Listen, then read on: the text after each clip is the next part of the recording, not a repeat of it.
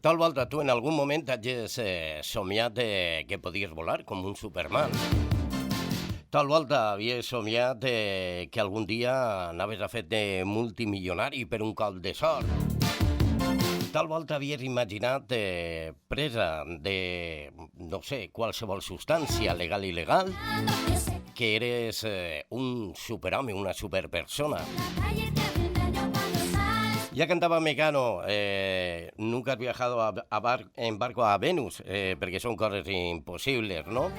Però n'hi ha coses que sí que són possibles. L'altre dia, en la entrevista en La Sexta amb Miguel Bosé, van sentir que Miguel Bosé deia que ell prenia vora 2 grams de cocaïna al dia i que només en el poder de la seva ment es va poder lliurar d'anys i anys d'addicció. Recentment, el que és guionista i director de televisió, Javier Giner, ha escrit un llibre titulat Jo Adicto. Avui, el dia del llibre, seria un bon regal, tal volta, per a aquelles persones que puguen considerar que tenen alguna addicció. Però, clar, qui sap i qui reconeix que és un addicte? De tot això i algunes coses més anem a parlar amb el nostre convidat en els estudis i passe a presentar-vos a un tipus molt curiós, molt treballador, molt bregador, bona gent i que viu en passió la seva feina. Javier Ortiz, buenos días. Buenos días, Paco. Bueno, un placer tenerte aquí en los estudios de Radio Altea en directo, sobre todo tratando una temática que podríamos decir es tan delicada, ¿no? Por todos los estigmas que hay y los prejuicios que hay en la sociedad, ¿no? Por supuesto, Paco.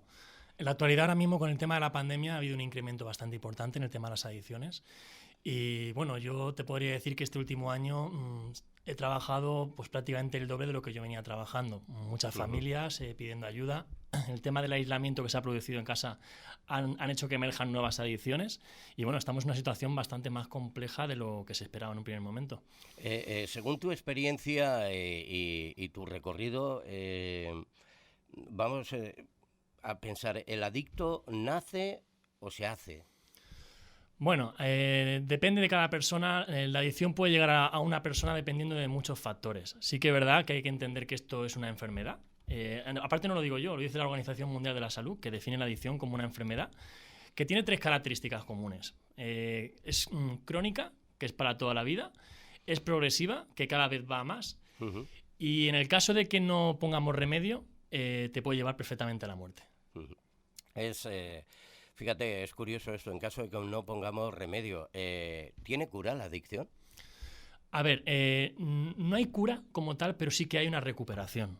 Una recuperación que puede hacer desde el autoconocimiento, desde el trabajo personal y desde el sacrificio. Es verdad que salir de la adicción no es tarea fácil, cosa que mucha gente se piensa, que esto no es solo dejar la sustancia y seguir con tu vida. Hay que hacer un trabajo bastante importante y en el que es necesario una serie de renuncias y un grado de compromiso para poder dejar esta adicción, lógicamente. ¿Lo que se deja es la adicción o el consumo?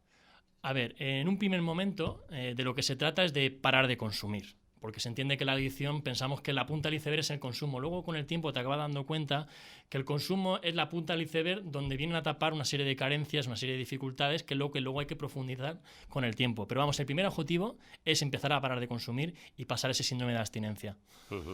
Es decir, que si el consumo es lo que hace, de alguna manera, que se destape que esta persona tiene algún problema, el problema no es la adicción es una enfermedad, el problema son cosas que tiene en su interior, cosas no resueltas, puedo entender. Exacto, pues puede ser desde la gestión emocional, emociones como la culpa, el miedo, el resentimiento, el odio, la gestión del estrés, la baja tolerancia a la frustración, temas de autoestima, luego también el tema del sistema de creencias, la manera de pensar, el sistema de valores y luego también ya lo más profundo generalmente suele ser el tema de vacío espiritual y el vacío existencial, la pérdida de identidad y la pérdida de sentido de vida sobre todo. Cuando hablas de pérdida de espiritualidad, es que, quiero decir, ¿los conceptos de espiritualidad y religión van ligados o no? No tiene nada que ver una cosa con la otra. La religión se podría decir que es una fe que te imponen y en la espiritualidad tú construyes tu propia fe, tus propias creencias donde nadie te las imponen. Muy necesarias, algo que creer, ¿no? Es decir, Víctor Frankl decía en su libro que las personas que tenían algo fuera en los campos de concentración hacia personas que tenían alguien o un porqué para luchar fuera encontraban un cómo. En las adicciones pasa un poco lo mismo, ¿no? Cuando tú tienes un sentido de vida o una fe por qué luchar, te puede hacer que consigan superar mucho mejor esa adicción. Es decir, hay excusas para consumir que pueden ser tapar los sentimientos, ¿no? Que no sabes afrontar, quizá, mientras que no hay motivo para hacerlo. Lógicamente la adicción tiene una intención positiva. En un primer momento tú tapas, dejas de sufrir, anestesias la vida, anestesias los problemas. Claro, y eso lógicamente es una satisfacción inmediata que te da la adicción. Lo que pasa que con eso construyes una zona de comodidad que con el tiempo lógicamente no puedes seguir viviendo. Pero en un principio tiene una intención positiva que es anestesiar la vida, se podría decir. ¿Y qué pasa con esta gente que lleva tiempo libre de consumo, ¿no? de sustancias? Y luego, cuando cree que está establecido ya en esta nueva vida, en este nuevo proyecto de vida y tal, tiene una recaída. Bueno, yo quería definir que hay dos tipos de personas que entran en recuperación. Están los que yo llamo turistas, que simplemente empiezan con la recuperación, consiguen desarrollar las herramientas necesarias para dejar de consumir, pero siguen sufriendo. Entonces se podría decir que siguen consumiendo otro tipo de conductas. Y luego está lo que yo llamo viajeros, son los que realmente suben al tren de la recuperación, los que hacen un proceso de autoconocimiento y los que entienden la recuperación de por vida. Con lo que es importante tomar la recuperación desde un punto de vista como un viaje de autoconocimiento personal. Es decir, que llegar a conocerse a uno mismo es la clave para poder salir de esa oscuridad de la que estamos hablando, ¿no? De la adicción. Exactamente. El proceso de autoconocimiento no es nada fácil porque implica conectar con tus propios defectos de carácter, iluminar esa oscuridad, hacer ese trabajo personal. Yo le llamo el camino de chinchetas. No es un camino fácil porque vas a descubrir, vas a conectar con el dolor, vas a ver cosas que igual no te van a gustar. Y es un proceso por el que pocos están dispuestos a pasar y las adicciones es muy necesario. Una vez que has iluminado esa oscuridad, lo importante es abrazarla, perdonarte y entenderla. ¿Cómo se perdona a uno mismo cuando en su vida de adicto ha mentido, ha robado, se ha prostituido, ha delinquido? ¿Cómo llega a perdonarse uno mismo? El perdón va llegando, entendiendo sobre todo que detrás había una enfermedad. Cuando uno acepta que venía ligado a una enfermedad, lógicamente todo es mucho más fácil. Lo que pasa es que uno arrastra una mochila bastante grande, que por eso en recuperación es muy importante poder vaciarla, lógicamente. Y el perdón va llegando con el tiempo. Así que todo es cuestión de practicar. Yo creo que sí. Yo creo que al final es practicar la recuperación, aceptar de verdad que hay una enfermedad como tal y con el tiempo enmendar el daño causado, porque al final, lógicamente, cuando ha habido una adicción detrás o una adicción previa, lógicamente se ha hecho daño a mucha gente y a muchas personas, incluso a uno mismo. La primera enmienda tiene que ser a uno mismo. Porque primero que se hace daño es uno mismo y a partir de ahí, pues si ha habido daño causado, pues intentar enmendar todo lo posible, lógicamente. Las adicciones cuando uno oye adicto, pues cree ver al típico yonki, ¿no? Tirado por la calle, sin un lugar donde ir, sin nadie a su alrededor, como mucho una compañía de alguna litrona y algún perro o algo por el estilo, ¿no? Y dices, ¿es un vagabundo o es un yonki o es...? Esa imagen está desvirtuada de lo que realmente hoy en día puede ser un yonki, ¿no? Que al final un yonki no es nada más que un adicto. Por supuesto, además las adicciones pueden golpear en cualquier clase social y a cualquier persona. Lógicamente, y justamente el problema que hay con la adicción es ese, ¿no? Que yo siempre digo que a mayor secreto, mayor enfermedad. ¿Qué suele pasar? Que solo nos fijamos en las personas que están a lo mejor en la calle y pensamos que solo son los adictos, pero muchas veces pasa que hay adicciones en las familias que generalmente tienden a tapar esa adicción, cosa que es un error, ¿no? Y eso lo que produce es que esa adicción se agrave y se enferme mucho más y sobre todo enferme a la familia muchas veces. ¿Crees que ha aumentado... Lo has dicho anteriormente, ¿no? Que había aumentado la adicción. Cuando dices que ha aumentado la adicción durante el tiempo de pandemia, ¿es la adicción a determinadas sustancias o es en general? O sea, gente que se ha enganchado a las redes sociales, que al final uno crea la adicción, no sé, uno crea la adicción y luego eso se convierte en un comportamiento de tu vida y puedes ir sustituyendo unas cosas por otras. Exactamente, Paco. Es decir, por ejemplo, el auge que ha habido esta pandemia sobre todo ha sido las sociadicciones, aparte que se han incrementado también en sustancias, en el alcohol, pero sobre todo en las adicciones a las apuestas deportivas y a las redes sociales.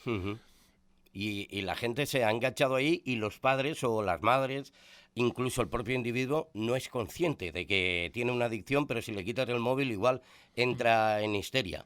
Sí, generalmente las llamadas que yo recibía sobre todo eran de familiares que se habían dado cuenta de que sus hijos tienen un problema, tanto con el juego o con las redes sociales, o parejas que se han dado cuenta que su marido o su mujer pues había un problema que hasta ahora no se había visto. Incluso adicciones que ya estaban en un primer momento, la pandemia lo que ha creado es que se vean, porque lógicamente al estar 24 horas juntos, lógicamente esas adicciones no se pueden esconder y la pareja ha podido ser consciente de lo que está pasando a la otra persona, lógicamente. La gente que nos está escuchando, ¿no? Que pueda tener preguntas en su cabeza y esté diciendo, es que yo, por ejemplo, soy adicto al tabaco, ¿no? Yo si tengo tabaco soy una persona y si no tengo soy otra.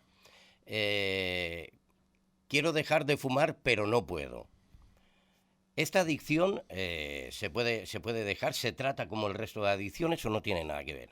Partiendo de la base que para mí adicción es hablar siempre de esclavitud. Entonces cualquier adicción te somete y te priva de tu libertad, de elegir y de hacer. Entonces la adicción al tabaco como tal es una adicción igual que la otra. Lo que pasa es que está más asociada a la conducta, pero lógicamente es una adicción que también golpea bastante, lógicamente.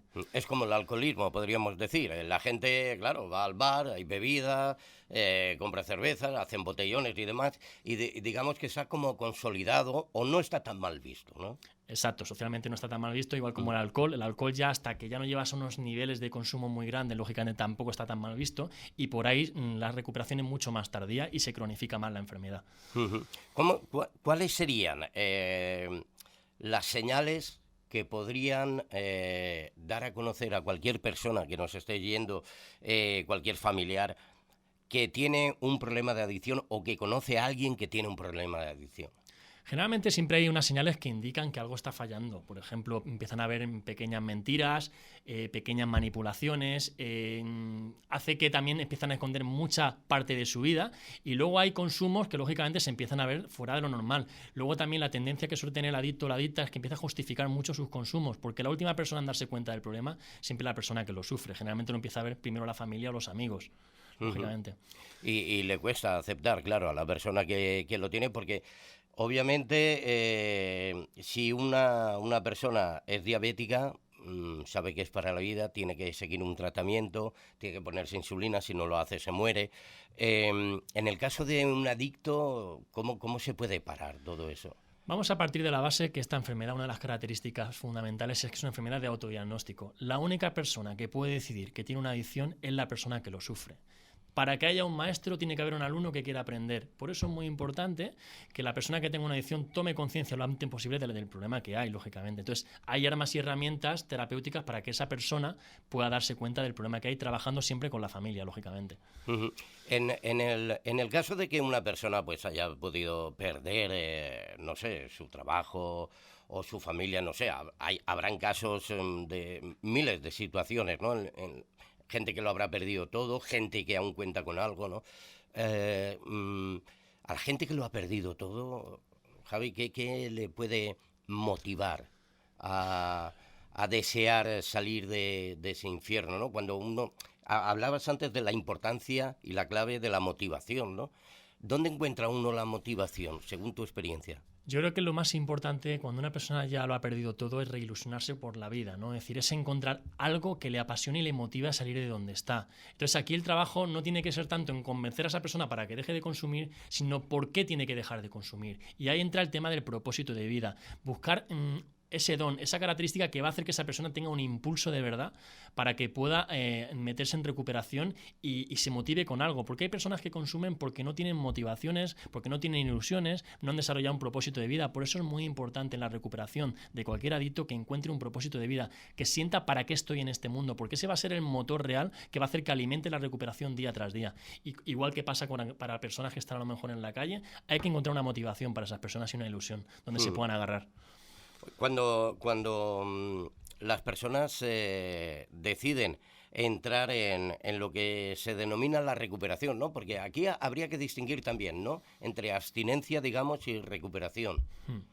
Tema de abstinencia, sobre todo, es tapar la botella, dejar de consumir, pero mi vida sigue igual. Repito el mismo patrón obsesivo-compulsivo, seguramente me vuelva adicto al trabajo o adicto a otro tipo de sustancias, minimice los daños y siga viviendo pues, en ese patrón de obsesión-compulsión. Y entrar en recuperación implica hacer ese proceso terapéutico de toma de conciencia de verdad de lo que es la enfermedad. Entonces, rompo con el patrón obsesivo-compulsivo y de alguna manera es cuando ya empiezas a iluminar tu oscuridad, saber quién eres y luego, bueno, pues trabajar todos los factores que implican qué es lo que me ha llevado a consumir, el por qué. Y es un trabajo que implica un sacrificio y un esfuerzo que lógicamente a lo mejor otras personas que están en abstinencia no hacen. Por eso estar en abstinencia no es lo mismo que estar en recuperación. Dices saber quién eres realmente. Bueno, saber quién eres realmente tiene que ser difícil, ¿no? Sobre todo cuando llevas una vida quizá de lucha interior, ¿no? Y has llegado a cierta edad teniendo pues esas carencias, ¿no? O esos defectos de carácter. ¿Cómo se acepta? ¿Cómo se acepta uno todos los defectos de carácter y dice, bueno, sí, que tengo que reconocer que yo soy mala persona, es que yo soy envidioso, tengo que reconocer que soy prepotente? ¿Cómo lo acepta eso una persona? Porque claro, todos queremos ser perfectos. Bueno, yo creo que al final la palabra es aceptación de lo que uno es. Y al fin y al cabo hay que entender que este proceso terapéutico implica esta parte de toma de conciencia. Y eso no pasa nada. Al final todos tenemos defectos de carácter, todos tenemos cosas. Y se trata de eso, de iluminar quién soy, aceptarlo y abrazarlo. Y ya solo haciendo eso, ya lo estamos cambiando. Pasamos de tener grandes defectos a grandes virtudes. Y no pasa nada. Pero en el caso de las adicciones es necesario pasar por ese proceso de toma de conciencia de quién es. Y aparte, eso luego también es muy sanador y muy liberador. Y eso también esto tiene algo positivo, que luego cuando una persona se recupera una adicción, tiene una capacidad de entendimiento y de conciencia mucho mayor. Eso va a hacer que entendamos mejor a otras personas que a lo mejor tienen otros defectos, están sufriendo, sabemos que están en una batalla y es mucho más fácil llevar la recuperación desde ahí. Cuando la familia no puede llegar a entender, ¿no? Porque es importante, ¿no? Estamos hablando del círculo familiar, el círculo más íntimo de la persona. Cuando uno revela ante su familia, ¿no?, el problema que tiene, que no es un problema, es una enfermedad. El problema es el consumo y lo que se deriva de él. Y cuando uno revela su enfermedad, muchas veces se oye la frase, eso es fuerza de voluntad. ¿De la adicción se sale con fuerza de voluntad? Eso es muy importante, Paco, lo que está diciendo el tema de la fuerza de voluntad. Esto a base de apretar puños, desgraciadamente no funciona. Sí que es verdad que tiene que haber un sacrificio, tiene que haber un compromiso, pero yo creo que más que fuerza de voluntad la palabra sería buena voluntad. Entonces habría que cambiar la palabra fuerza por buena. Y cuando hablamos de buena voluntad, esto implica que esto va más de obediencia y de hacer caso a lo que me digan. Es decir, hacer lo que necesito y no lo que yo quiero. Entonces eso es muy importante, cambiar la palabra fuerza de voluntad por buena voluntad, que esa es la clave de la recuperación, porque hay personas que tienden a querer hacerlo solos, no se dejan ayudar y se creen que simplemente con tema de voluntad la van a conseguir, y lógicamente así es muy complicado. ¿Qué recomiendas en el caso de las personas que de repente ahora tienen un despertar, ¿no?, de conciencia y dicen, yo quiero parar esto, ¿no?, o necesito parar esto, o de alguna manera quiero salvarme, no quiero vivir, no estar sufriendo, ¿no? Porque cuando uno está en adicción no vive, sobrevive o malvive, no sé cómo denominarlo, ¿no? ¿Qué se le podría decir? ¿A quién debe acudir? ¿Y cuáles son los pasos a seguir? Mira, para una persona que sufre una adicción, sobre todo lo más importante es que cuando antes pida ayuda profesional, porque generalmente la ayuda se suele pedir al principio con la familia, con los amigos, pero lo más importante es que pida ayuda profesional. Y una vez que pidas ayuda profesional, sobre todo que te dejes ayudar. Esa es la clave. Mira, desde que una persona acepta el problema hasta que se rinde y se deja ayudar, pueden pasar años. Entonces aquí lo inteligente, lo más inteligente es poder ser obediente en recuperación y dejarte llevar por lo que te digan los profesionales. Cuanto antes uno se rinda, acepte la derrota total de la enfermedad y te dejes llevar, mucho mejor, porque te vas a evitar años de sufrimiento y años, pues bueno, de servidumbre, de esclavitud con la adicción, lógicamente. Y ese es el camino a seguir, la obediencia, la humildad. O sea que al final resulta que tenemos que convertirnos o descubrir lo que somos realmente cuando estamos dando una imagen totalmente errónea. Una persona que puede aparentar seguridad, una persona que puede aparentar, pues puede resultar un gigante con pies de barro. Exacto, llega mucha gente que realmente viene de una clase social alta, ¿no? Y personas que nunca me llegan, es que nunca le han hecho caso a nadie, ni a su mujer, ni a su familia, ni a nadie. Entonces, claro, te llegan a un terapeuta y dicen, claro, ¿cómo me van a hacer caso a mí? Pues tienen que hacer caso. Y ese es el convencimiento, tienen que dejarse llevar, porque la tendencia a las adicciones es hacerlo a su manera. Es decir, quieren salir, pero no entienden que esto va de humildad, hay unos límites que hay que pasar. Entonces, lógicamente, ¿qué es lo que pasa? Que hay recaídas. Y detrás de esas recaídas, pues luego hay que ver los aprendizajes. Yo siempre digo que no hay que esperar a que haya un sufrimiento detrás, que hay que intentar aprender de una manera más proactiva, no hay que esperar que el motor del cambio sea el sufrimiento. Bueno, estamos hablando de lo que son las adicciones, de cómo se consigue. Recientemente, Miguel Bosé, en su entrevista, dijo que él ingería pues unos 2 gramos diarios durante muchos años y tal, y que un día, subiendo las escaleras de un escenario, le dio un contacto, un cable, un despertar espiritual, y dijo, ya no más, y pudo dejar de consumir de la noche a la mañana sustancia, digamos, de la cocaína, porque no dijo nada de alcohol y otras sustancias. ¿Esto es razonable? ¿Es creíble? A ver, yo la opinión que tengo sobre esta persona, que siendo un personaje público tendría que haber sido mucho más cauto a la hora de hablar con el tema de la recuperación de una adicción, porque aquí se puede interpretar el mensaje que manda de una manera, pues mira, usted consuma todo lo que quiera, que llegará un día que tendrá ese despertar espiritual y seguramente se recupere a base de voluntad. Y eso es un error, porque aquí hay mucha gente que se muere por culpa de una adicción. Y eso hay que saberlo, ¿no? Entonces hay que tener mucho cuidado con los mensajes que se mandan, porque ese mensaje se puede interpretar como ustedes consuman lo que quieran, que no pasa nada, que luego le llegará un despertar y podrán dejarlo cuando quieran. Con lo que esto no tiene que ver tanto con la voluntad, sino con la buena voluntad, como he dicho antes, de pedir ayuda, dejarse ayudar. Y seguramente esas personas que dicen que lo han dejado de un día para otro, habría que ver cómo es su vida, si realmente están consumiendo otro tipo de conductas, otro tipo de situaciones, ¿no? Porque al final, como hemos dicho antes, dejar una adicción no es solo apartar la sustancia de lado, sino que hacer una transformación personal de los que muchos no están dispuestos a pasar, lógicamente. ¿Y qué pasa con las familias? En el caso en que el adicto quiera estar en recuperación, pero tenga alguna recaída y demás, y la familia diga, bueno, pues esto ya no tiene remedio, esto... ¿ahí qué pasa? ¿Cómo se trabaja esto? Porque esto es una frustración, una para el adicto, ¿no? Por la recaída, por ese vacío, ¿no? Que sufre en el interior. Pero la otra es la de la familia, ¿no? Que dice, bueno, es que somos impotentes, ¿no?